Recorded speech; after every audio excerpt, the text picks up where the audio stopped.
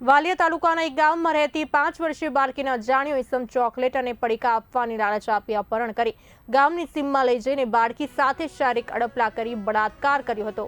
બનાવ અંગે વાલિયા પોલીસે અપહરણ અને પોક્સો એક્ટ સહિતની કલમ હેઠળ ગુનો નોંધી આરોપીનો સ્કેચ તૈયાર કર્યો હતો।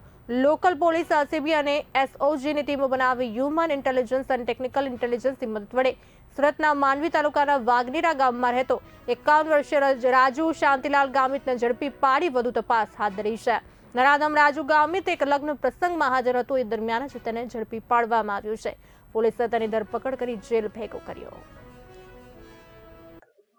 14 अप्रैल 2026 को हमारे यहाँ एक पॉक्सो और रेप की एफआईआर दाखिल हुई थी, जिसमें एक छोटी बच्ची जो कि 4 साल 11 महीने की है, उसके साथ में आरोपी राजू भाई शांति भाई गामित, जो कि बागनेरा मांडवी का रहने वाला है, जिसकी उम्र 51 वर्ष है।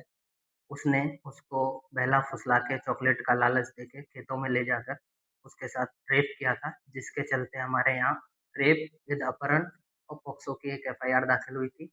चूंकि आरोपी वहां से भाग गया था, तो हमें आरोपी नहीं मिलते। हमने एलसीबी, एसओजी और लोकल पीआई के नेतृत्व में 6 से 7 टीमें बना के विभिन्न गांवों में जाके युक्ति प्रयुक्ति पूर्वक सर्च करते हुए और हमारे ह्यूमन इंटेलिजेंस का यूज करते हुए आरोपी को आइडेंटिफाई किया और कल पूछताछ के दौरान उसे यहाँ बुलाया, जिससे कि उसने ये गुनाह करना कबूल किया और गुनाह में उसने जो भी